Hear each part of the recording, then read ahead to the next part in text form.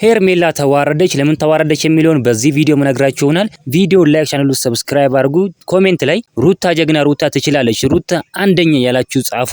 እንግዲህ ሄርሜላን እነ ሩትዬ እነ ኤፍሬም አዋርደዋታል ማለት ነው። እንግዲህ ትላንትና አፋን ያዘጉት፣ በቃ አፋን ዝግት አድርጋ ነው ዝም ብላ ሄደችው ማለት ነው። እንግዲህ እንደዚህ አፋናውንም ያዘጓት እነ ሩትዬ እነ ኤፍሬም በጣም ጠንካራ በጣም ቆራጥ ናቸው። እውነት ለመናገር ከሆነ እንግዲህ አፋቸውን ያዘጓቸው ማለት ነው። በጣም ደስ የሚለው እውነት ለመናገር ከሆነ በጣም ነው ደስ የሚለው።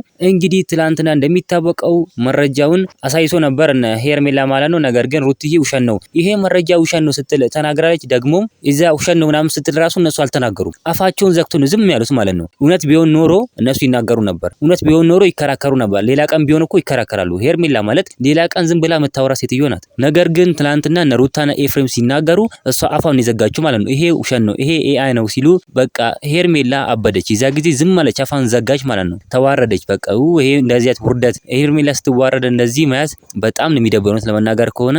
እንግዲህ እሷ በውሸት ነው የምትሄደው፣ በሀቅ አትሄድም። ልክ እንደ ሩታ በሀቅ በእውነት የሚሄድ ሰው ትክክለኛ ነገር ነው የሚያጋጥመው ማለት ነው። እሷ ግን በውሸትና በሴራ በተንኮል ስለምትሄድ እንደዚህ አይነት ተንኮል ያጋጥማታል፣ እንደዚህ አይነት መዋረድ ያጋጥማታል ማለት ነው። ስለዚህ በጣም የሚገርም ነገር ነው። እንግዲህ ሩትዬና ኤፍሬም ያደረጉት በጣም ደስ ይላል። እናንተ ምን ትላላችሁ? ሀሳብ አስተያየታችሁን ኮሜንት ላይ ማስቀመጥ እንዳረሱ፣ ቪዲዮ ላይ ቻናሉን ሰብስክራይብ ማድረግ እንዳረሱ። በሌላ ቪዲዮ እስከምንገናኝ በያላችሁበት የዓለም ዳርቻ ሰላማችሁ ብዝት ይበልልኝ። ደህና ሁኑልኝ።